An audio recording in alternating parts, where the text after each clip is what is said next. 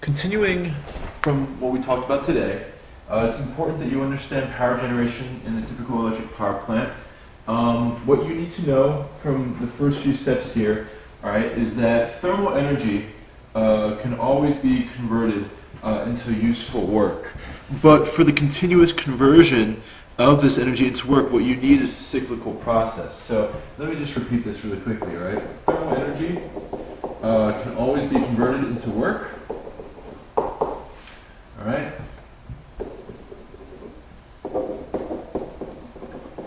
And by useful work, I mean spinning this generator around like this, okay, and producing electricity. All right. But the continuous conversion needs a cycle. And we talked about this before with thermodynamic cycles. We need to have, the steam gaining heat, all right, coming around, giving its energy to this turbine so it spins around, coming back around to be heated again, all right? And that's the main idea there.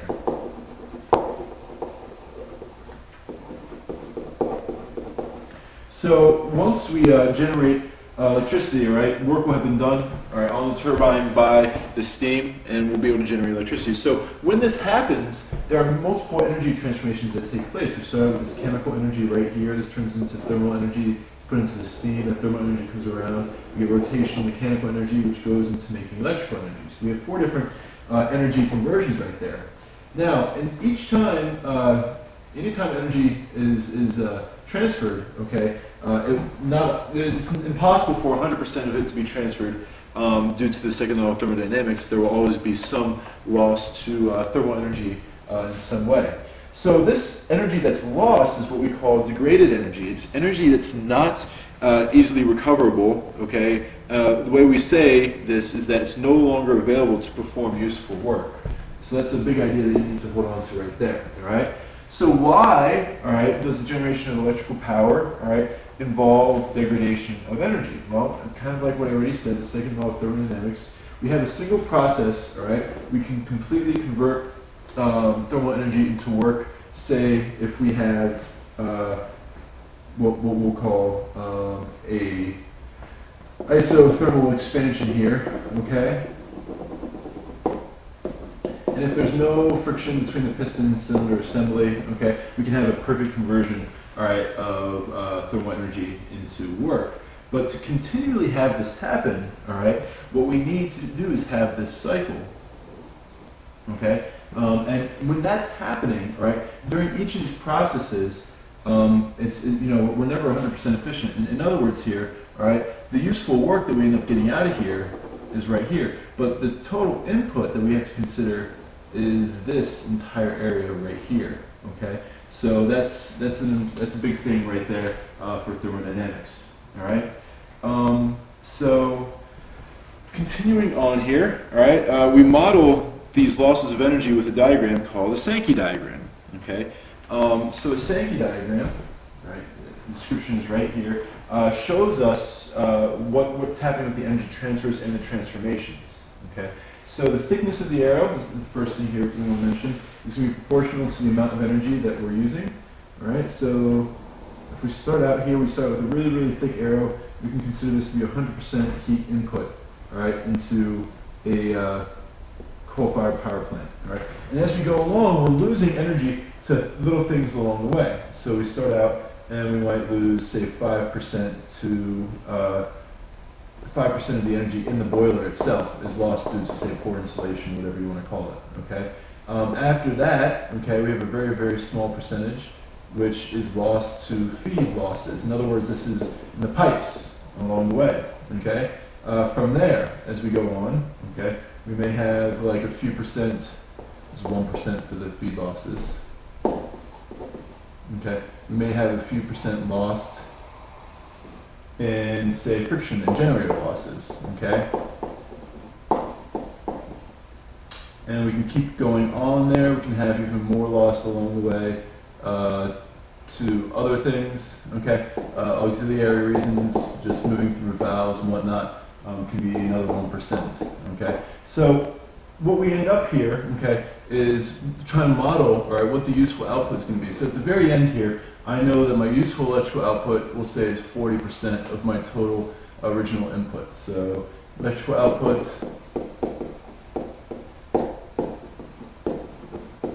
is at 40%. Okay? And if we add up all these little losses plus whatever major losses there are, in other words, not all the steam turns into useful work. When it comes back, it has to go into a condenser so that it comes back at a certain temperature so that it can absorb as much heat as possible from the coal. The condenser losses are 51%, we'll say, okay? So all this, all right, that's down here is pretty much lost, all right? All that's down there. And so, yeah, that's pretty much it. And actually, as I look at this, I think it might be a little bit, yeah, I am. So let me just fix this here. This should be drawn just a little bit differently. So let's see here. Should only come up to here. Just had to make sure that the thicknesses of my lines were perfectly proportional to what the actual amounts were. There we go. So just change this here. Condenser losses. There we go. And electrical output at 40%. Okay? And so this arrow right here, there we go, just a little bit smaller. That's the actual 51%. Okay? So this is an example of a Sankey diagram. It shows where the degraded energy is going. It always points away from the main flow of energy. And what we see is that the total energy in equals the total energy out. Right? So for a coal-fired power plant, typical efficiency we're going to have is between 30 and 40%. All right? For natural gas, a little bit higher. Some of these new power plants are getting up towards 50%. And oil-fired power plants are about the same as coal. Okay? Not too many of those around, though. So the big idea here, all right, is that you're just knowing how to draw and model what's coming in versus what's going out. Now, I gave you a diagram, and I wanted you to look at this. This was a Sankey diagram of the total energy flow for the United States. What this shows us is the total amount we produce versus what we consume. Now, this isn't a typical Sankey diagram in the sense that we're showing where the degraded energy is. Instead, this is just a Sankey diagram comparing inputs to outputs, all right, or production to consumption. And so, in this case, it shows energy in a unit called quads. These are quadrillion BTUs, British thermal units. All right, British thermal units, I believe it's the amount of energy needed to raise a pound of water by 1 degree Fahrenheit. So, yeah, those are the units that we're using here. That's what the Q means. And that's just showing you all the different types of energy that we use here in the States, just in general. So you see we have coal, natural gas are big ones, all right, as well as crude oil. NGPL, I believe it's natural gas from plant liquids, I think it says there.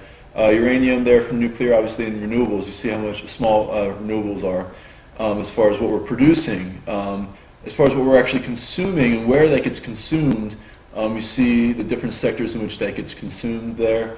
So yeah, it's just an interesting diagram just to show you what we're bringing in here, and then also what we're sending out, because we do export some petroleum and I suppose other forms of energy, which I would imagine would include coal and natural gas.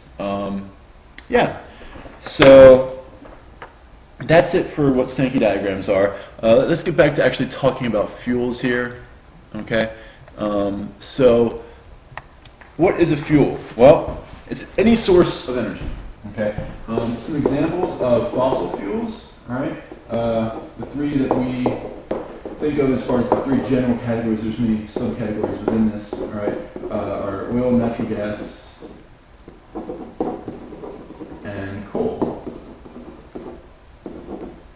Okay, so we know the origin of fossil fuels. What you need to know here is that it's organic matter, all right, dead plants and animals basically, that are decomposing or have decomposed under high temperature and pressure over millions of years. There's three big points in there, okay?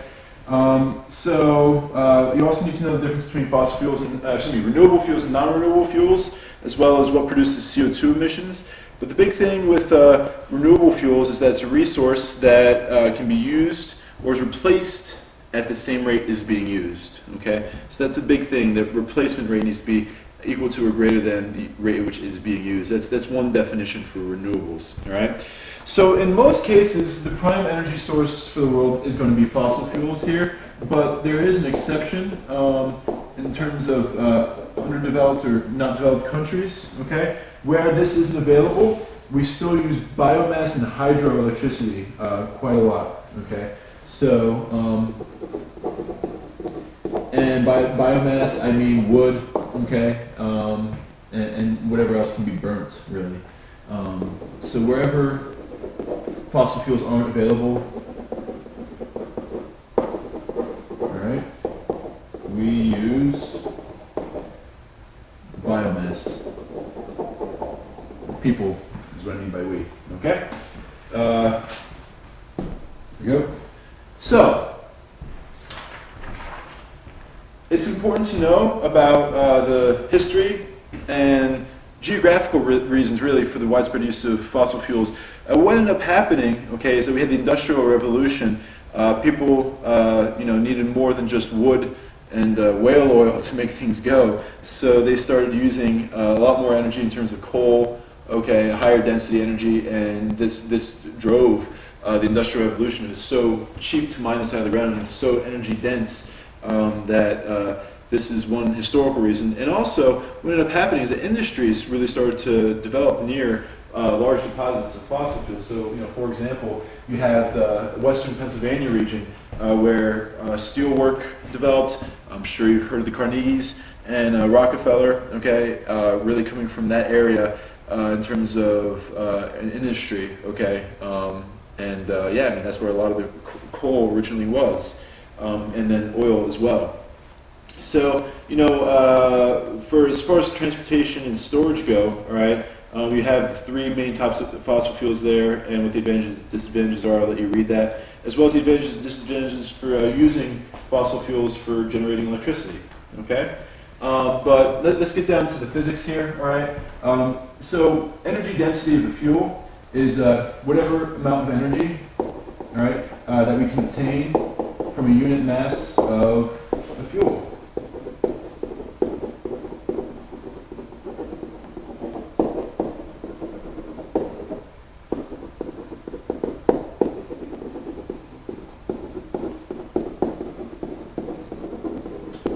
Alright, so this is just going to be energy per certain amount of mass, which can use units joules per kilogram. Okay, and so why do we care about this is that this is a major consideration in fuel choice. And so why is that? Well, you consider if you have more fuel per kilogram, it's going to cut down on transportation costs. Alright, it's also, in terms of storage, it's much easier to have, a few gallons of gasoline, all right, versus however much wood would be required to do the same thing. Obviously, we don't have wood burning engines, but it's basically with a higher energy density.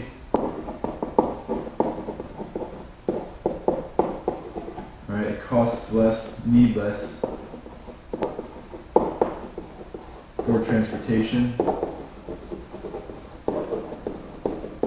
Right? And it ends up being cheaper, really, in terms of the extraction sometimes, and in terms of just using it, storing it as well. Okay, so all right, let's talk about oil-fired power plants here. So about fossil fuels in particular, right? Just some definitions here that we've used before, but we need to review. Power is equal to energy all over time. Right.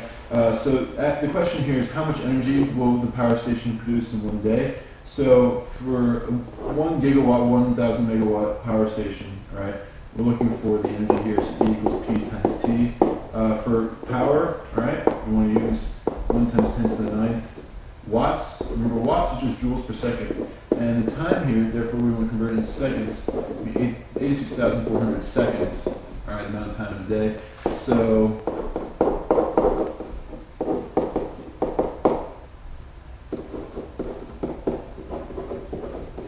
all right, this little calculation is going to show us that we end up producing a certain amount of energy, 86.4 terajoules, tera being 10 to the 12th. I'm just going to keep it in those units for now. All right. Let's see here. Yeah, this is just an example of what, any calculation you should be able to do, right? So it says estimate how much oil the power station needs every day. So this is using your newly found definition of energy density. Big thing you need to remember, we need to make an assumption that this is 100% efficient, right? And if this is the case, what we need to do, right, is use the energy density from the table above. You see that in your notes, 41.9 megajoules per kilogram. Okay. What we effectively want is the mass, how much. That's what we're looking for here. So if we take the energy and we divide it by the energy density, this is simply just solving for m here between all of these different units, we'll end up with that value. Okay. So 86.4 times 10 to the 12 joules. All right. Divided by 41.9 times 10 to the 6. We got to keep this in joules, all right, per kilogram. And we end up going through about 2,060,000 kilograms of oil. Okay, so that's a quick and dirty example of how to solve problems with energy density. We can do another here. All right, we have a 250 megawatt coal-fired power plant that's going to burn coal with an average energy density of 35 megajoules per kilogram. Water enters the cooling tower at a temperature of 350 Kelvin and leaves at 293 Kelvin. And we have the flow rate of the water there. So we got 3 different parts to this problem right here. All right, it'll be some good fun. So let's get started. First, it says calculate the thermal energy removed from the water in the cooling towers each second. Okay, so the energy being removed from the cooling towers each second. What we need to look at here, right, is thermal energy being removed. We see that the water is being cooled. Okay, so right away we know there's a delta T. Okay, now that delta T is going to be negative 57 Kelvin. Okay, we also see here, all right, that we have our specific heat for water. Actually, probably we don't see that. We should know that though. Right here, 4,186 joules per Kelvin, excuse me, kilogram per Kelvin. And we also have, we're given to us a flow rate. This flow rate is going to be mass flowing per time. Right? If we put these all together, hopefully you see that this makes a familiar relationship. What we end up with here, right, is almost a familiar relationship, right, except for this bottom part with the change in time. This is MCAT, right? This is telling us the flow or change in thermal energy, right? And if we look at this, the change of thermal energy per time, this is the same as the power, okay? So what this tells us is the rate at which the thermal energy removed per second, and that's exactly what we're looking for. So if we put all of these variables in here, okay, we take our mass flow rate and our specific heat capacity of water,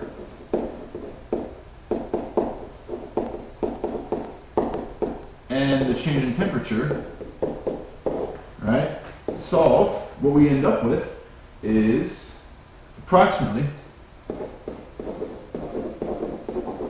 1,000 megawatts of wasted power, effectively, okay? So the next part here, all right, is going to ask us, assume the only significant loss of energy is the is the thermal energy in the water. Calculate the energy produced by the combustion of coal each second.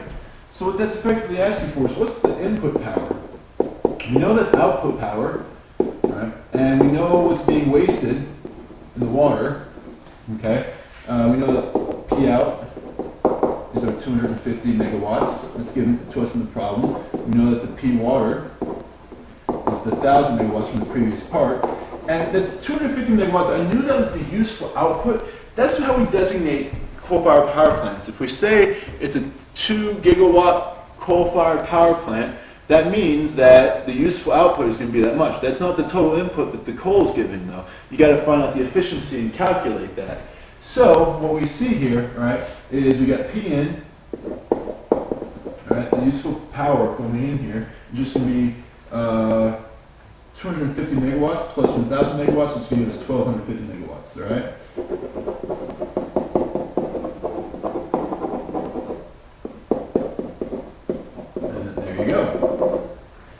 That is it. If you want to calculate the efficiency here, it'd be 20% efficiency. You can easily do that because it's useful output divided by total input, right? It'd be 250 divided by 1250. So, finally, let's get to the calculate. We want to calculate the mass of coal burned each second. So we know the coal is giving us this much from this previous section here. Okay? This is the useful input. We go all the way back to this diagram here. The input, this is the input right here. All right? This is the output right here. Okay? So, we know that the total input, power input is 1,250 megawatts. Okay? That's equal to energy per time. And what we want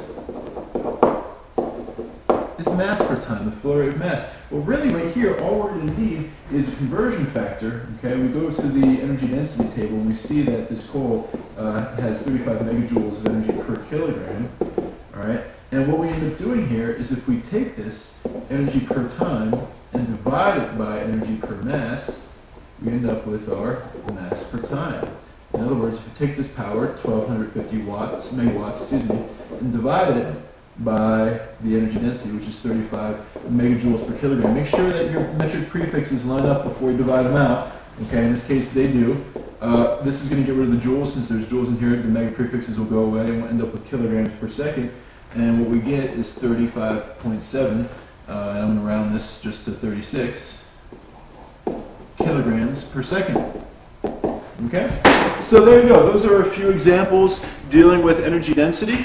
That's it for the notes for tonight. Next set of notes will be for nuclear energy for Wednesday.